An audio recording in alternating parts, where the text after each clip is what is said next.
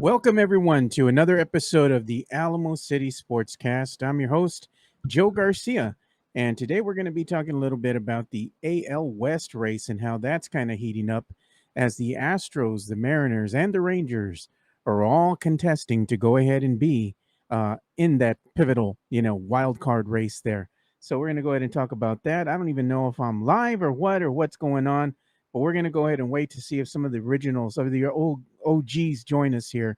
So we'll go ahead and give everybody a minute. Today's guest is going to be none other than Carolina Teague, the host of League of Her Own. She'll be joining us here shortly around 12:15. So without further ado, I'm going to go ahead and start talking about the AL West and how, like I was saying, that's kind of heating up already. As of the standings, I went ahead and took a look at them earlier today. So in the AL West, we still have the Mariners leading the race. We have closely followed by the Rangers and, of course, the Astros. Only about a game separates everybody here at this point. Hey, Paul Cadu, what's up, man?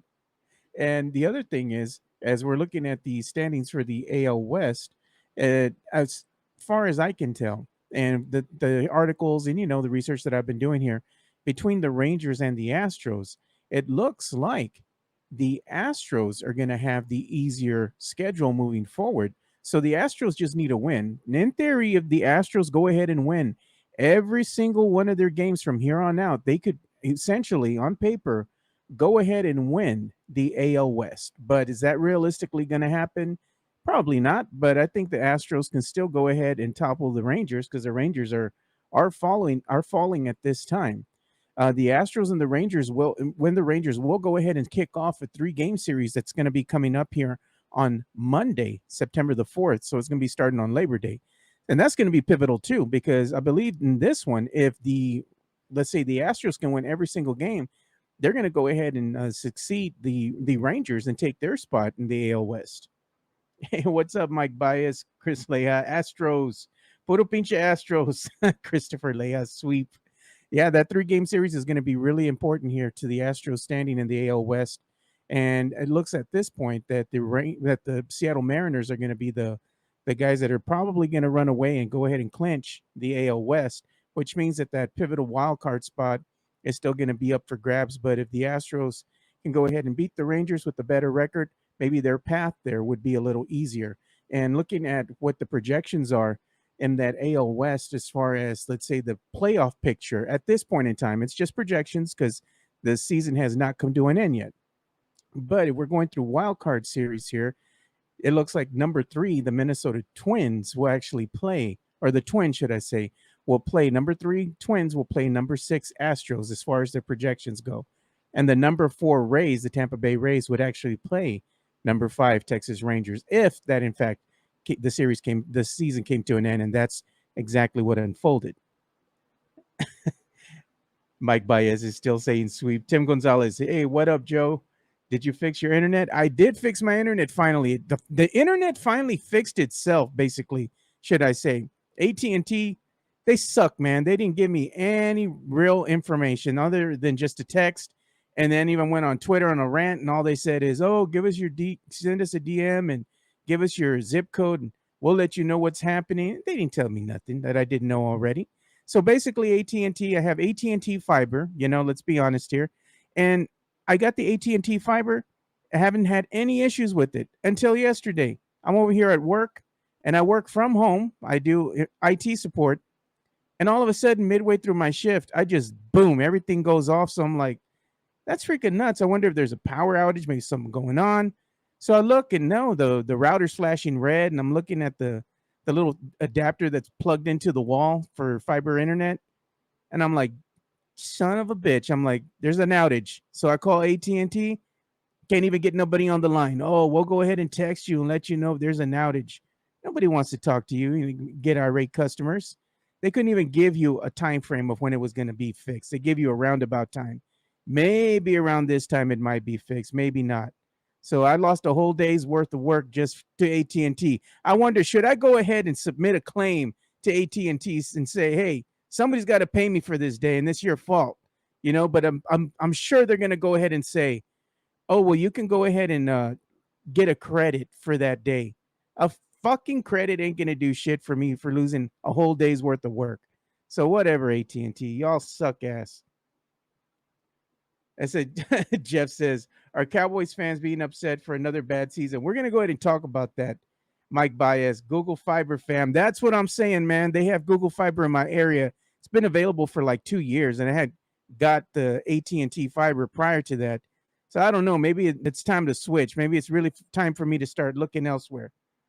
How do you get Google Fibers? It has to be available in your area, Jeff. Dang, Lily didn't help you. I wish. It's like, you know what? You give me a call from Lily, I might put this whole thing past us, you know? I might not go ahead and complain no more. They will give you a credit for like $3. No shit. They probably will give me a credit for $3 freaking dollars. What the hell's that going to do for me? Not a damn thing, you know? Let's be honest. I mean, we're all of a certain age here. We're established, you know, we have a lot of experience. So when we lose out on a day's work, kind of hurts, you know? We're not talking about $50 here. You know, it's a little bit more than that at this juncture. So, another thing too, ass whip of the day, man. I went and picked up my son yesterday, right after school. He's going to Stevens High School, starting his senior year, right? I pick him up, and this little brother comes walking to the car holding a little box. And I'm like, first day of school, they have him peddling. You already know. World's finest chocolates, man. Already they're doing a fundraiser, man, to go ahead and raise some money. And he's part of the what do you call it, the Spanish Honor Society. So this is for his Spanish Honor Society. So he's over here selling the world's finest chocolate. They're $1 each, man. I know you boys are good for something, man. So if you want to go ahead and throw something our way for the cause for my son, I greatly appreciate it. Even though this is not the MJ acquired taste, we still use the QR code if you want to go ahead and support by buying us a beer, man. If you want to, there's the QR code. It's on screen. I know it's covering my face, but not much I could do at this point. So I know you boys can go ahead and support $1, man. So if somebody wants to send us some coin, greatly appreciate it, man. And if you want some of these chocolates, dude, they have, what is this one? They have a wafer. I guess those are the ones that are like the Nestle's Crunch. They got, I don't know what this one is. The crisp, okay? And then they have the caramel. This is the caramel here. And they have the dark chocolate. So if anybody wants to buy, if you buy 5 of these, I'll go drop them off for you, man. Just let me know. Hit me up in the DMs, whatever, man. Maybe on Saturday we can go start dropping these off for you guys if y'all want some. So just let me know. Hit me up. I'm going to go ahead and take this off so y'all can see my ugly face. But yeah, ass whip of the day, picking up my son from school just so they can already start peddling their wares, man. Going and selling that world's finest chocolate. I know we all had to do that at one point in time when we were in school. Not fun. Let's put it like that. Not fun. Another thing I saw that I thought was quite interesting is that the WWE and the NFL, they actually made an agreement, or they have something called Legacy Belts. So I'm going to show you these things, and they look pretty badass. I'm not going to lie. They look awesome, man. If I had the coin to drop on this, like Moneybags, Jeff Garcia, I'd probably buy me one or two. So this is actually a thing. WWE and the NFL announced officially licensed NFL Legacy Title Belts, and they're available for all 32 teams. So I looked on the WWE website. I'm like, okay, well, let me check this out. Like, what are we talking about here? These are the first ever officially licensed NFL Legacy Title Belts. So they have some, you know, for the teams. You know, they have the Bears, the 49ers, Cowboys, the Lechuzas Gagas. You know, I don't care about no Eagles, but I wanted to see the price. Curiosity got the best of me. So I go out here and, you know, you can see all the belts here for sale. They just went on sale today, by the way. $549. Who the hell is going to pay that amount of money for this title belt? I mean, beyond that, it's just looking cool. How are you actually going to use it? You know, what would you do with it other than just show off? You know, walk around the bar with this thing. I mean, you're going to have people taking pictures with you. You might as well charge them for $549. Look at that. Tim Gonzalez says, Christopher Leja said he will go over SA and put a tab on Moneybags. That's what I'm saying. Tex-Mex Frank. Joe, have a No Mama segment. I nominate AT&T as well, for real, dude. AT&T is the suck, man. I hate it. And Mike Baez said, Jeff, the Start at 1 GB. Yeah, they do, man. The speed is good. When AT&T works, it works. But when it goes down and costs you a day's worth of work, it sucks, man. WWE removed Jags. I guess they did because they're not title contenders. Well, anyway, man, $549 for these belts. Would you guys wind up buying one if you had the money like Moneybags does? I mean, I know Jeff is good for it. Maybe we should go ahead and put it on his tab and just get one for Cowboy fans or for Saints fans here. Maybe Mike can go ahead and get Jeff to buy him one. I mean, Jeff is good for it. He does have the money, man. And you know what? Just because we're talking about Jeff, I got to send some love to my boy right there. I know you're watching, Jeff, and I know how much you like the picture. I didn't forget. You're coming on tomorrow, so I got to go ahead and church the graphic up a little bit. We got to put the plane somewhere in the background. That's coming. We're going to put a jet in the background because Jeff has his own private jet. Look at Jeff. No mames, Jeff. I know damn well Jeff ain't going to buy no cowboy belt from the dollar store. For Cowboys belt, it will come from the Dollar General. The belt. No, I think it'll come from somewhere else, man. Maybe from one of the flea markets, the pulgas, or a bootleg. Somebody will turn these into bootlegs over there on Military Drive. You can probably get a really good replica, half the price, or even less than 100, under 100. So that might be something we got to look into. Whoever goes ahead and makes a bootleg merch, man, make a bootleg belt, dude. Make a Spurs belt with the 5 titles on there. That would be lit, dude. Or make something, for the Cowboy fans here in San Antonio. And I also know there's a plethora of Saints fans, so maybe they can get something like that going. But we're also going to talk about something that I saw earlier today, and it's been gaining steam as of late because I know a lot of regional sports fans, including myself, we rely on Bally Sports, Bally Sports Southwest, to watch our San Antonio Spurs games coming up. Look at Jeff. Joe, do you think you can do a tech segment on Alamo City Pod? I might have to charge for that, Jeff. Depends on what you need. You can always call me, bro. I'm just kidding. You can always call me and I'll help you, man. Just let me know what's up. But either way, man, getting back to what I was talking about with this regional sports coverage, it's gaining steam now. So everybody here watches Spurs games through Bally Sports Southwest. And what I'm hearing is that the NBA is closely watching Bally Sports Southwest and what's been going on with their Chapter 11 bankruptcy. The word on the street is that Bally Sports might not be able to fulfill its obligations. And we heard this going back into last season when they filed for bankruptcy. They still, at this juncture, it looks like they're still not able to pay their debtors or come to some type of an agreement. If this continues, and I mean, let's face it, the NBA can still go ahead and make some changes before the start of the season.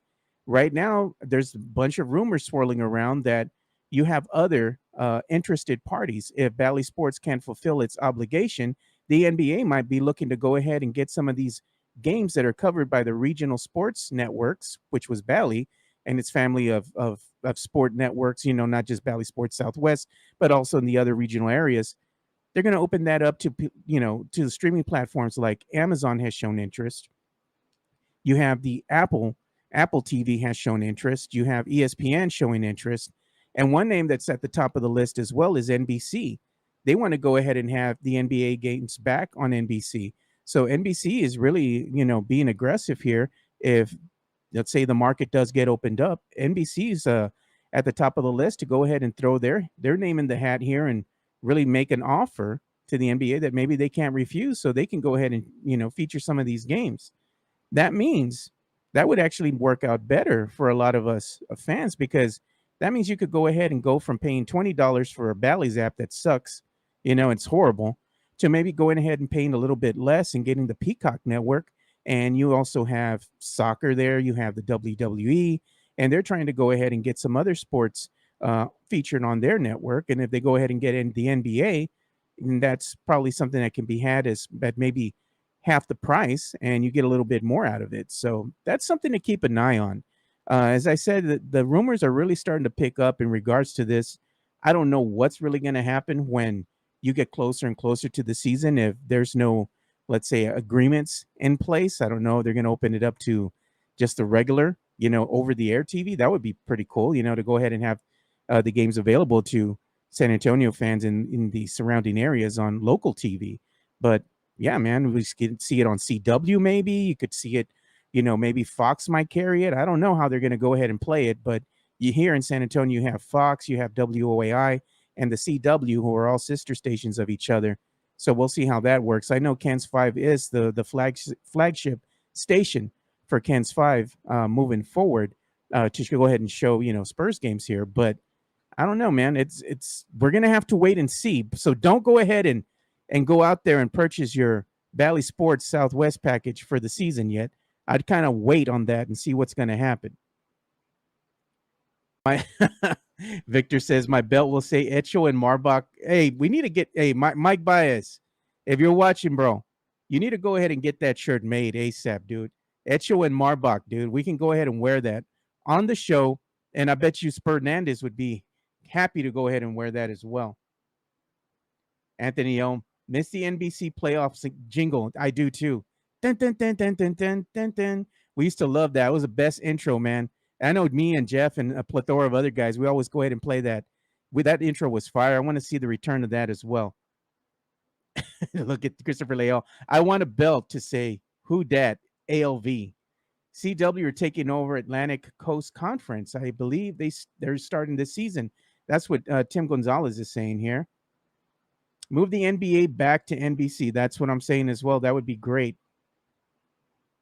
Joe, why is Bally a mess? Bally's a mess because during the acquisition, when ESPN were Disney, the parent, let's say, proprietor here of ESPN and ABC, went ahead and purchased Fox.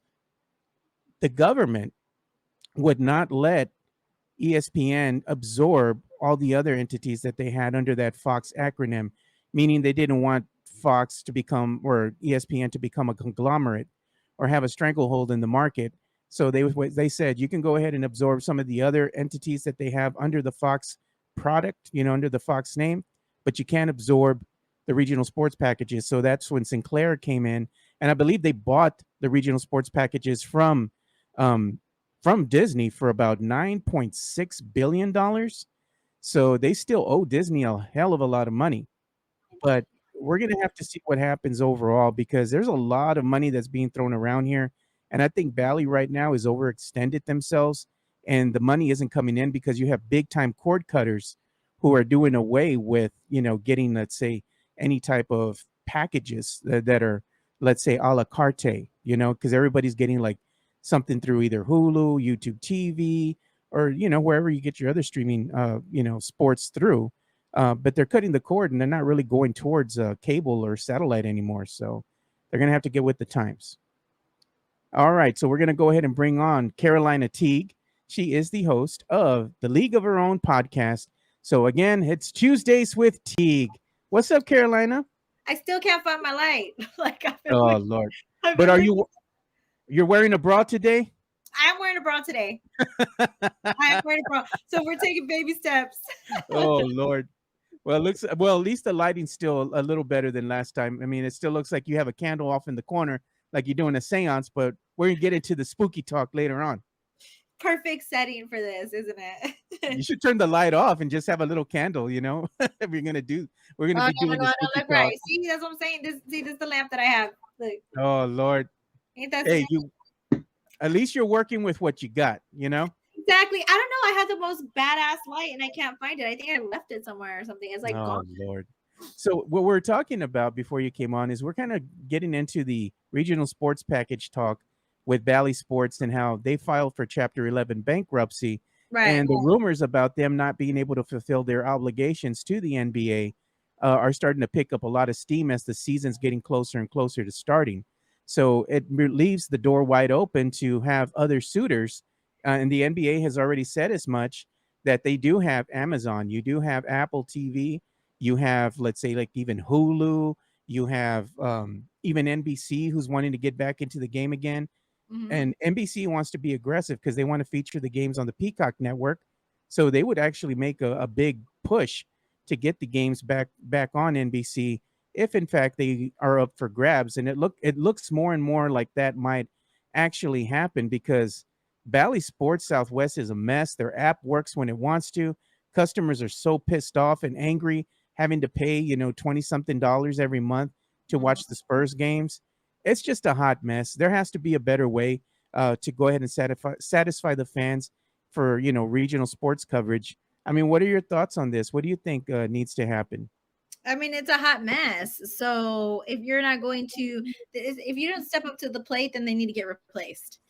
Whether they get bought out or other companies choose to merge with them and stream, like the Spurs games, for example, stream them elsewhere besides Bally, then that needs to be done. I don't know how long their contract is for because I haven't looked it up. But if they don't fix these problems quickly, then they're going to fail really, really fast. But with that being said, they're still hiring people and they still have jobs, and everybody still seems like it's all kumbaya over there. So it's weird. Yeah, and then I was actually showing right before you came on. I got to show you this, man.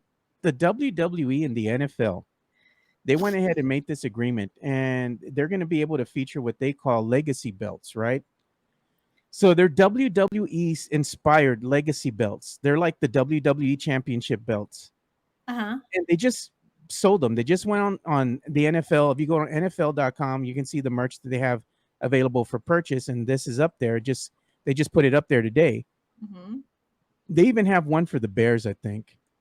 I just Yay. saw it. There it is. Chicago. There it is. The Bears. Oh my God, that's so ugly. $549, Carolina. Are you paying that much just to go ahead and walk around with the championship belt?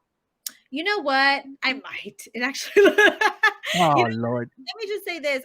I think about a couple months ago, I was looking to purchase a championship belt because I wanted to gift it to somebody in the wrestling community as a gift. And I looked up the prices, even for a basic championship belt. It's like $250 to $350. So having these licensed merchandise being $200 over the price point that a normal wrestling championship belt would be seems about right. But at the same time, if you are rich as hell and you got the money and you want to waste it on this bullshit, go ahead, by all means. I'm not going to judge you. But for me and my budget and my life and the way that groceries are, I think groceries went up 208% in the last few years. I'm paying something I would pay $100 for is now $208 at HEB. I don't have time to be buying bullshit like this. Chicago Bears WWE Legacy Title belt. I love my Bears, but I'd rather buy tickets to the damn game. Okay. I don't even know if you could buy tickets for a game for $500. I mean, nosebleeds. Yeah, I could buy some nosebleeds, but a belt? Yeah, that's a if little I'm too not rich. going to be crowned the champion of the Bears, then I'm not going to wear it. I'm not going to wear it. And if that's the only way that Bears can get championships, then I don't want that either. We haven't had one since '85. So if we got to wear a championship WWE belt in order to feel like champions, I don't want that either. So pass the belt, please. I love the WWE. I love the belts, but too expensive. And I also saw this. Let's get into this talk here. I'm going to share this. This is a story I saw just, going through Twitter, looking for topics to talk about, doing show prep. And I saw this. And this is an article that came out from KSAT 12. And my boy RJ Marquez is the one that was the mastermind behind this. He was narrating it and everything, giving his take on what's going on with the Spurs. The city officials and Spurs leadership have met several times, they say, to discuss the idea of a downtown arena for the team. These are going by records that were obtained by KSAT 12. Now, you can go ahead and check out the full article on their website and check out the the video that RJ made in regards to this. But basically, what the gist of it is that KSAT obtained documentation showing that Spurs brass had been meeting with San Antonio officials since, let's say, a couple of weeks, I think a week or two after the Alamo Dome game. So they've been meeting on a regular basis to go ahead and discuss the idea of maybe one day, maybe in the near future, the San Antonio Spurs and the city come to some type of an agreement where they can go ahead and build an arena near or in the downtown area itself, which would make a lot more sense. It would make it more accessible, not only to tourists that are visiting the city to maybe come in and watch a Spurs game, but also for the locals that live here in San Antonio. It would make things a lot more lively, meaning that you can go and go to the restaurants. You can go ahead and get some food, go to a bar pregame before you actually go to the game, And even afterwards, after the game is over, you can go ahead and grab a late dinner or go and hang out at one of the restaurants or, maybe the bars that are around the downtown area, which would help with the economy overall. But to me, again, we don't really know enough at this juncture. So to me, this kind of these stories that they put out there, it's just a bunch of, let's say, kind of, to me, it Well, seems like a rumor, a lot of yeah. nothing. Yeah. And also too, like, let's just really dip into the financial market and exactly what's going on with our economy at the moment when it comes to financing new builds, whether it's commercial, residential, or etc. The issue right now that a lot of people are having with building new builds is the interest rates right now. Interest rates are at an all-time high. They're at 7% going to 7.5%. And the cost of goods and the cost of material to build these type of buildings are very, very expensive right now. They also have been adjusted for the cost of inflation the past several years. So the questions that I would have if the Spurs did want to build a downtown arena is, who's going to be funding this stuff? Obviously, it would be the It'd be taxpayers, you. right? Well, Yeah, yeah, yeah, obviously be the taxpayers. Okay, so if we're going to be financing a brand new building at the rate of 7.5%, which is one of the lowest rates. Let's just say they seal the deal right now and they lock in that construction for 7.5%. That's very, very expensive. That's a very high tax bill for a lot of people in this city to be paying if you're going to be building a new build in the same location, similar to the AT&T Center, just a few miles to the left, 5 to 10 miles. So is it financially, economically stable enough for everybody to build something new? Now I understand why the AT&T Center was built was because the Spurs had championships coming in. They had people going to the games. Right now, the Spurs are in a state where they have Wemby, a generational talent, but they aren't a playoff team and they aren't in championships. So if the city is going to make huge financial decisions, like building a downtown arena in the middle of downtown when you have high interest rates, high cost of building properties, is that something that you want to do on the taxpayer's dime? It has to be a very, very smart financial decision in order for them to do that.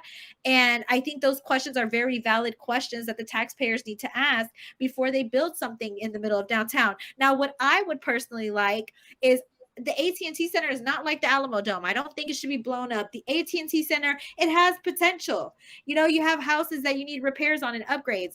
I think the AT&T Center has potential to be upgraded drastically. That would be awesome.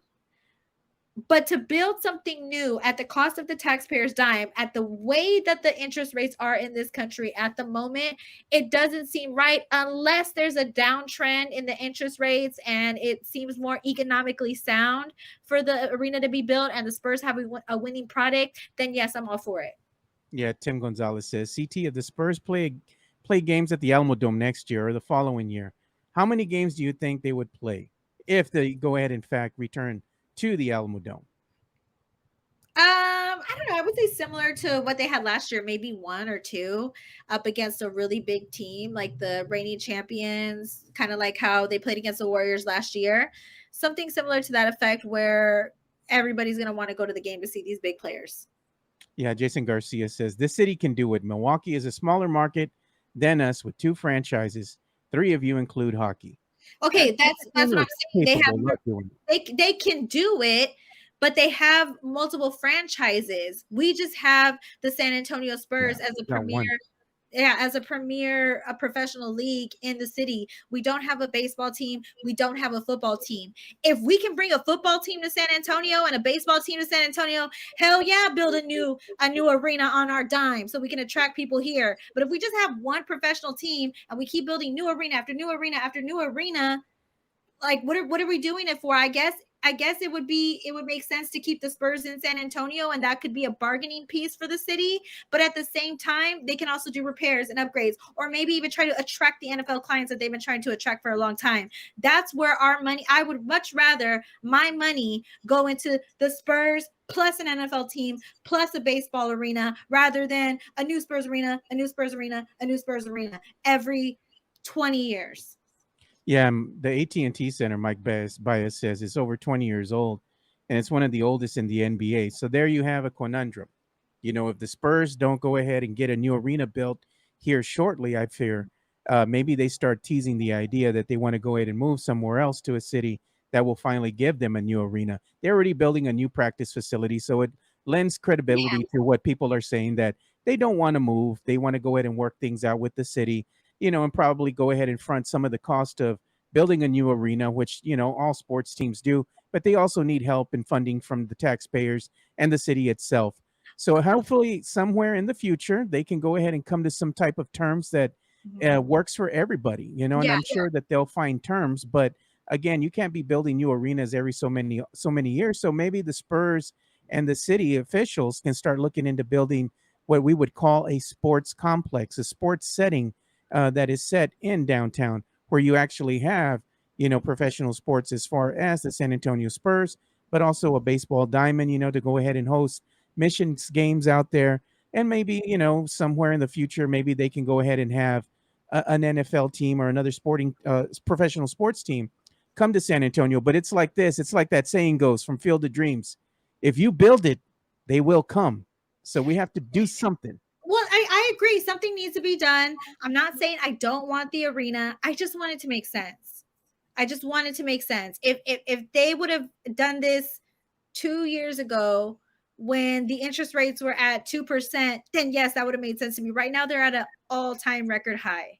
So it just needs to make more sense to me. And Daniel Castro had a really great comment.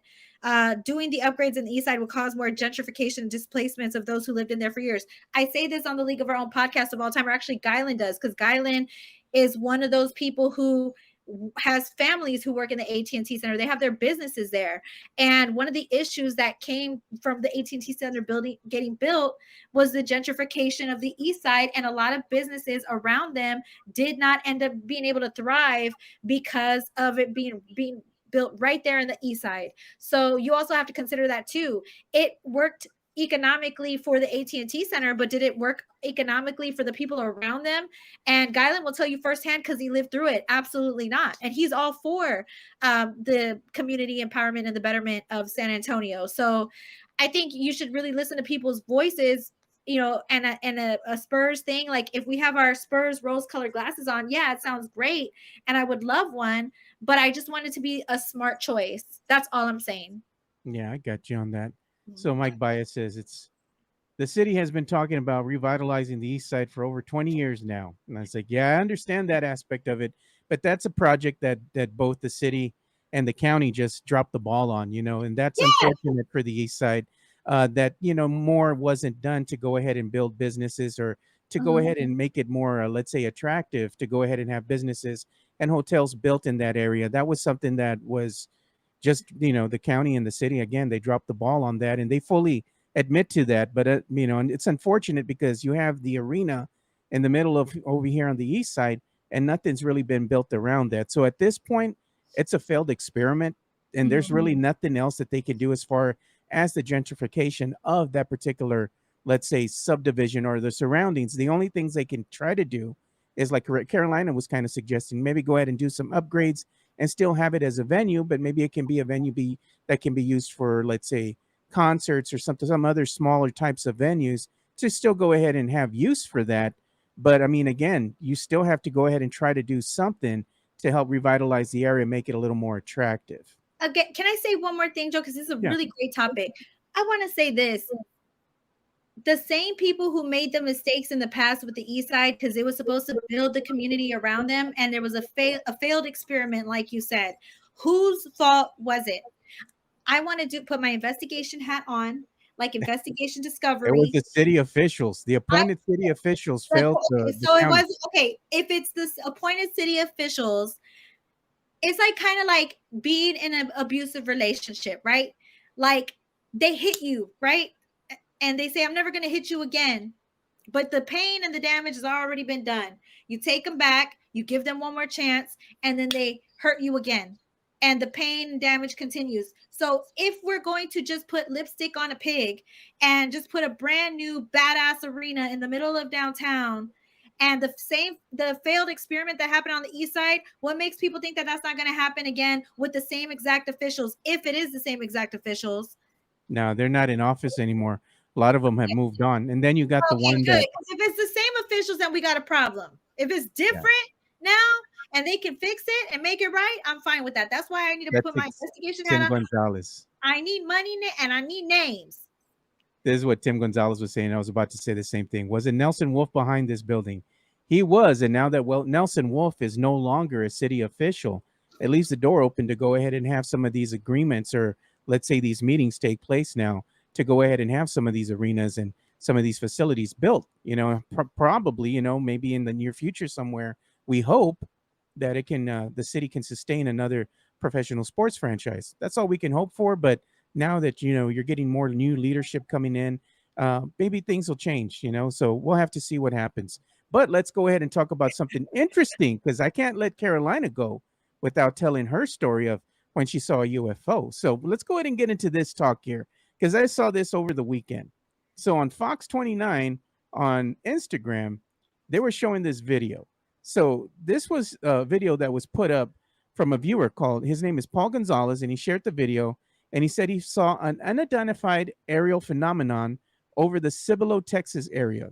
It's in your neck of the woods, Carolina, Cibolo, Schertz area, So let's go ahead and play this and see what it was. Holy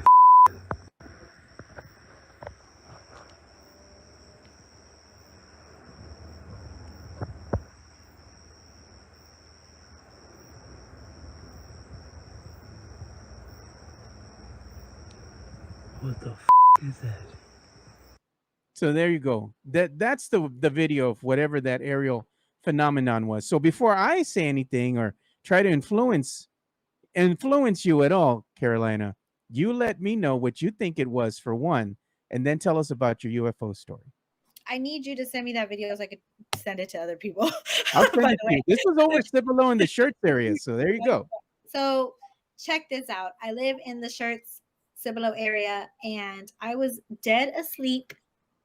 And when I'm dead asleep, you cannot wake me up. My significant other came into the room at 3 a.m. He said, "Yo, you need to come outside because I see something that I've never seen in my life." This was a few weeks ago. And I was like, "I'm asleep. You just want me to get out of bed. I'm in bed." Right? Anyways, he was going to take a video of it, but then it flew behind the clouds before he could take a video of it. He said it was a big blue light with little blue dots around it, but it was huge. And it was like literally like you could put your hand up and it would cover it. It was huge. And he was saying that he'd never seen something like that before. And I live right by Randolph Air Force Base. So it's not uncommon to hear airplanes every single morning, practicing for, whatever, doing drills or whatever they're doing, and being loud all day long. So it doesn't surprise me that that aircraft was in the area. I think definitely that it has something to do with the military. But I also think that it could be UFOs or possible aliens trying to find a landing space, because we did see that info come out a month ago, where they had the UFO testimonies, and a government official did confirm there are non-human unidentified objects that have crashed or tried to create their homes in the United States. So it wouldn't surprise me if it was an alien. It wouldn't. Like, aliens exist. Government officials confirmed it. And I saw a UFO myself twice in my life. The first time it was really blurry. I was at Wayland Baptist University. That's the university I attended right here off San Antonio, off I-35, right by, what's it called? The Fort Sam Houston. Yeah, Fort Sam Houston area. Yeah. That's where my school was by. So we had our finals that day, and we all had to, our classes were late at night. We would get out like at 10 or 11. So we all had to walk out around the same time when class was dismissed so they could lock the doors. So we all go out there, a whole class, and we look up in the sky, and there's 5 beams of light circling really fast.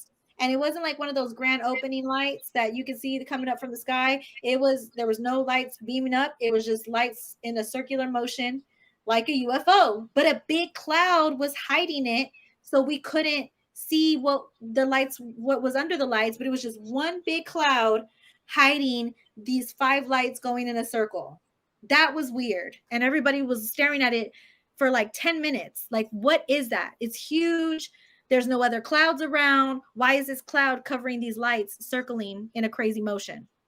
So we were like, that's a little bit strange. Then couple years ago in 2020, I was in Georgetown, Texas, a little bit northwest of Austin, and I was at a haunted maze on Halloween, and it was a haunted corn maze, and hundreds of people saw this unidentified object in the sky, and it was like it went up like this, and then it panned out like that, and then it disappeared, and everybody was like, oh my god, kids were screaming. We were in the middle of a cornfield. It was Halloween. It was the perfect time for a UFO to make an appearance, but people told us that it was Elon Musk, SpaceX, satellites, but I have a hard time believing that.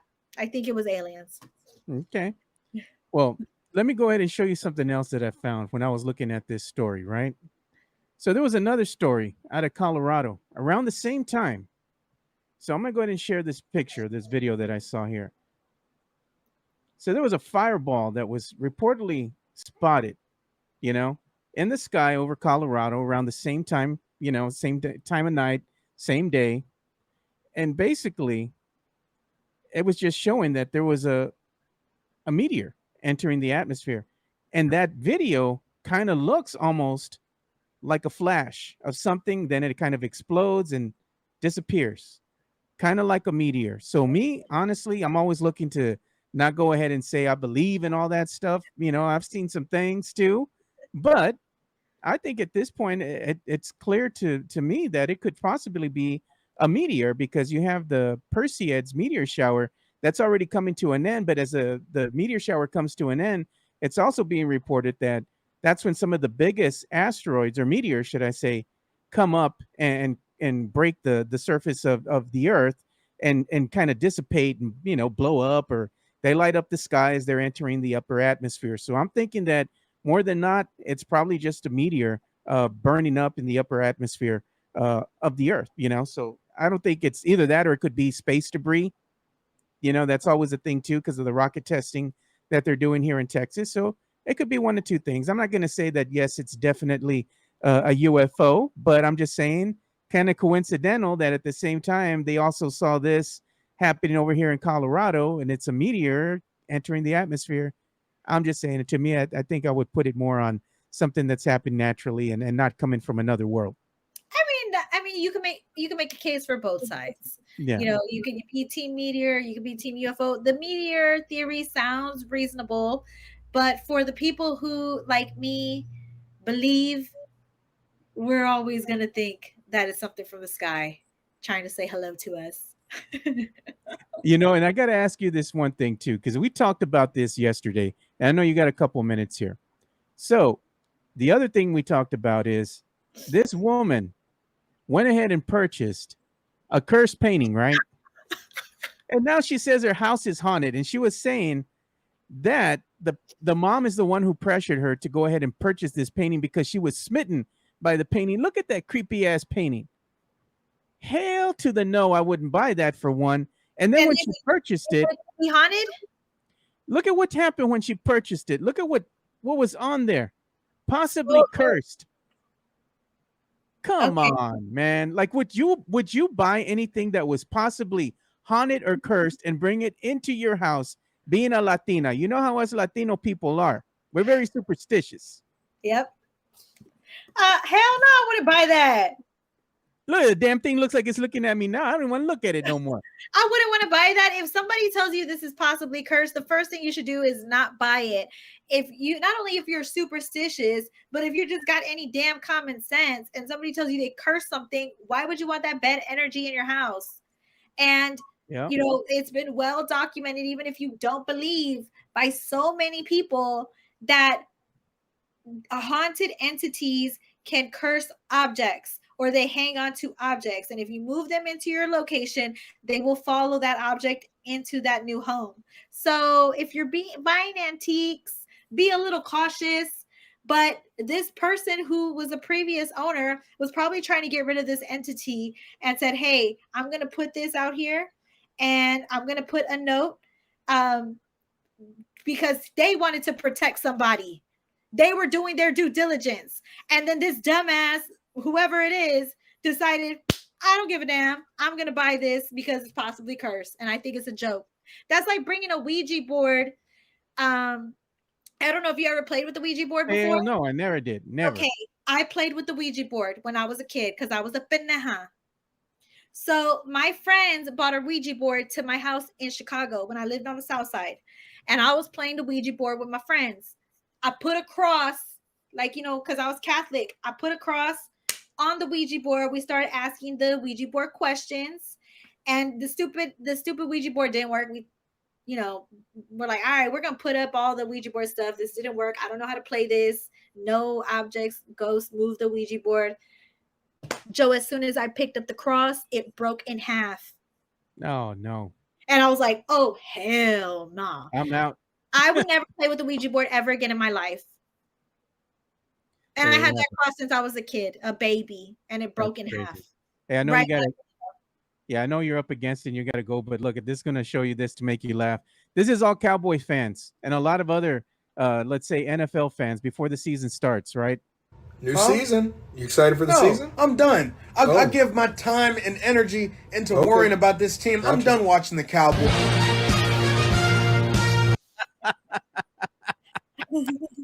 That's real life there. I don't know why we put ourselves through that shit.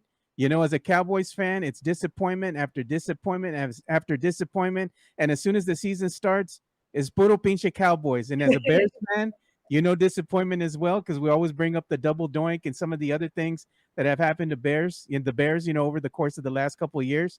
But hell, when that season starts, it's all about the Bears. You're always bear down, bear down.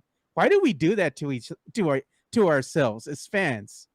Because we like torturing ourselves. We set ourselves up for heartache every and a lot of our lives don't have drama in it, and football is very much like a soap opera. It's like a drama. So I love watching football and the stories surrounding it because it seems like one big novella.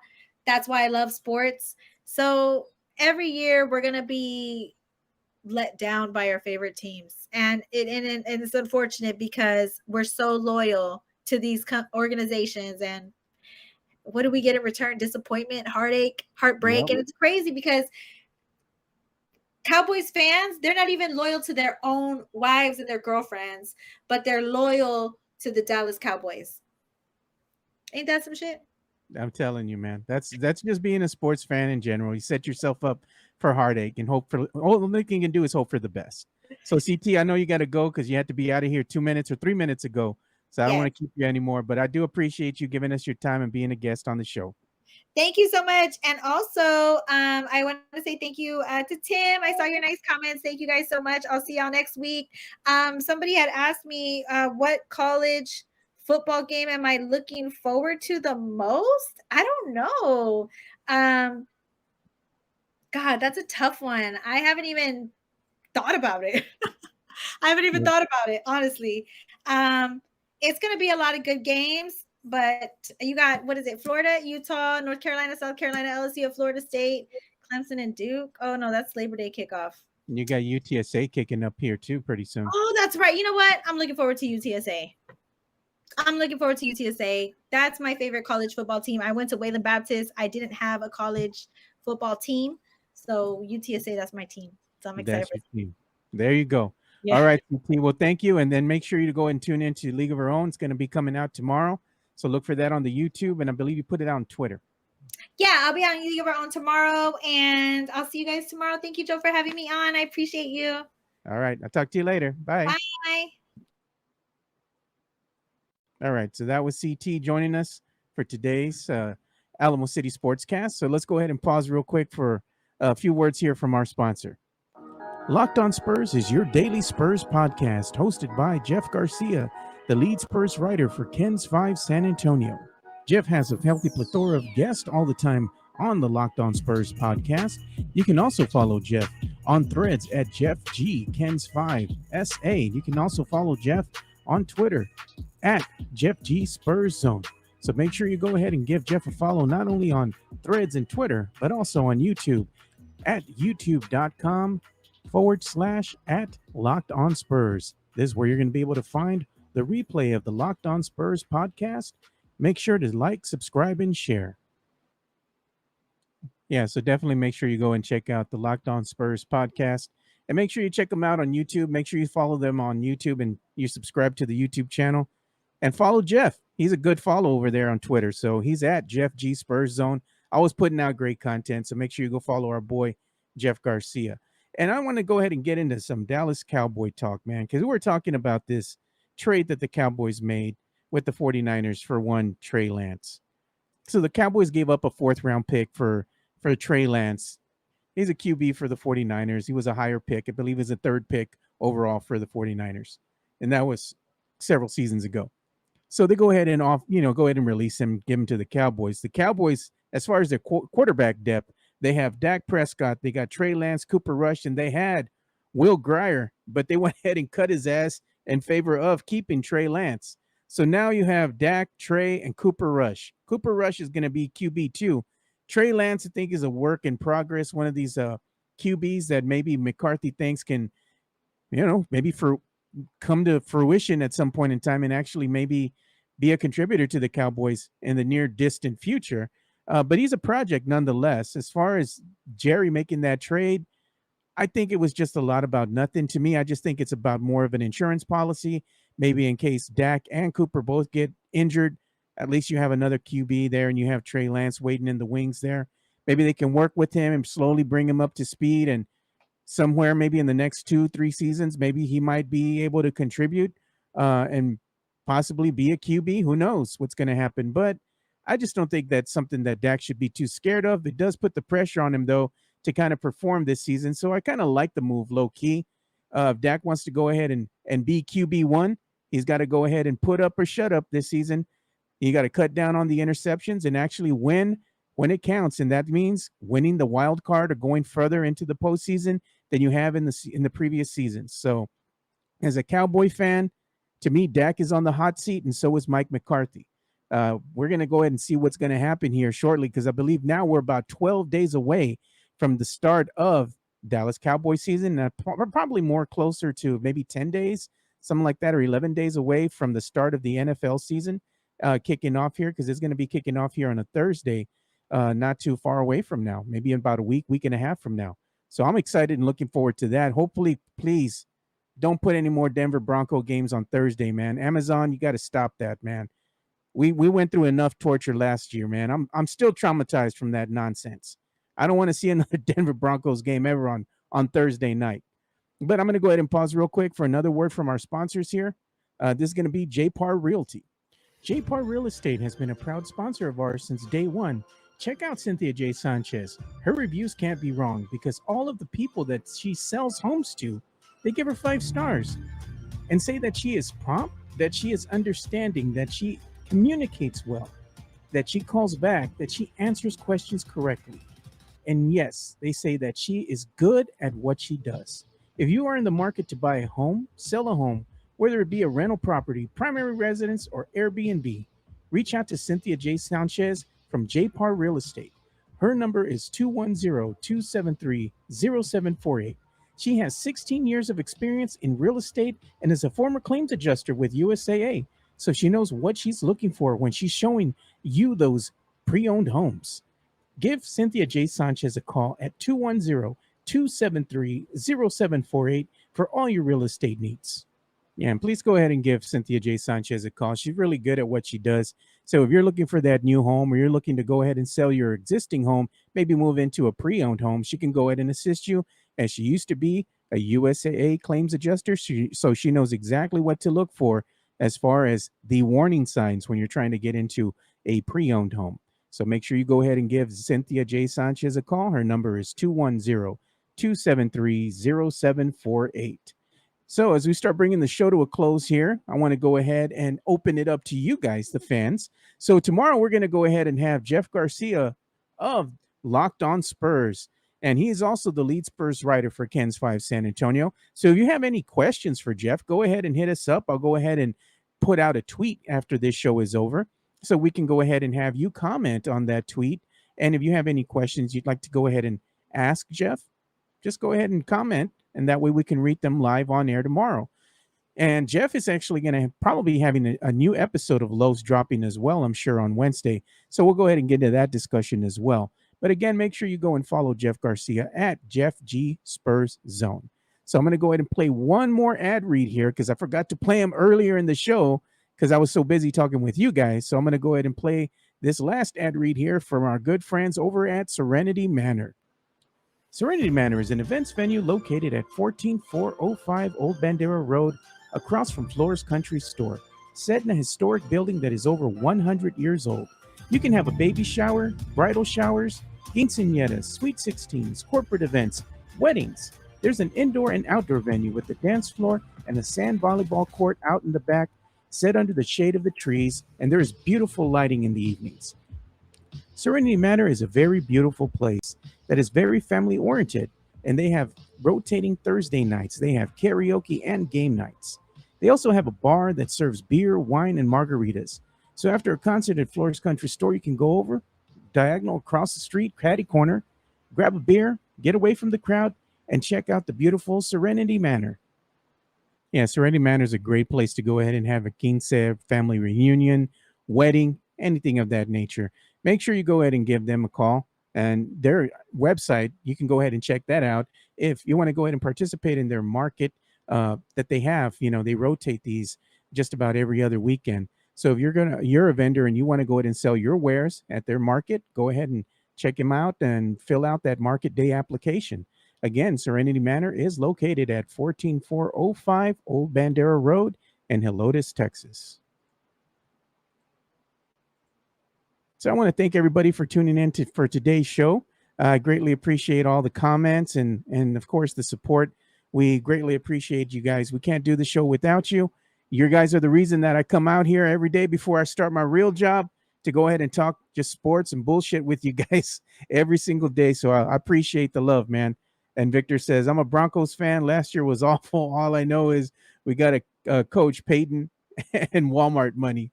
We need to rebound, and hopefully Russ can have a bounce back year, I believe is what he's saying.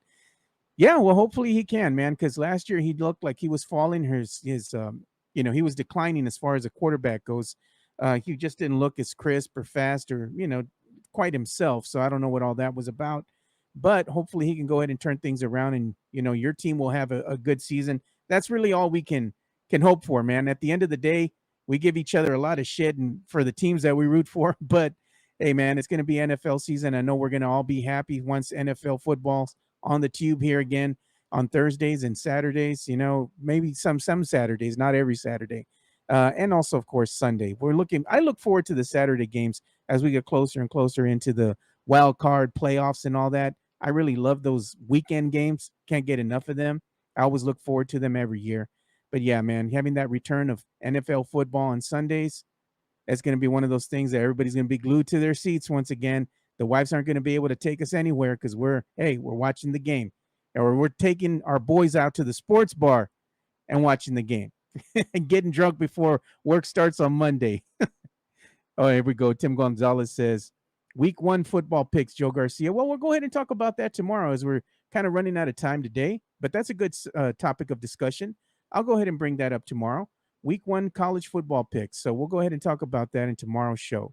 So that's about all the time we have for today's episode of the Alamo City Sportscast. Again, thank you guys for tuning in. Make sure you go ahead and subscribe to our YouTube channel. And you also make sure that you share the videos as well. You can also follow me at Two Shots Podcast on Twitter. And also give some love to Brandon Medina. He's a good follow. So is Rudy Campos Jr. over at Sweep the League. And, of course, we can't forget about Carolina Teague. Make sure you go and follow her on Twitter. She's a good follow as well. And go ahead and tune into the shows. Sweep the League has their weekly show that comes out. Jeff Garcia has his daily Spurs content. Brandon Medina does the Fantasy God show on Sundays from 11 to 12. So make sure you check that out on the Alamo City Sportscast Network YouTube page. So that's about all the time I have for today. Hope you boys join us tomorrow. Stay safe. Have a good one. We're out. Peace.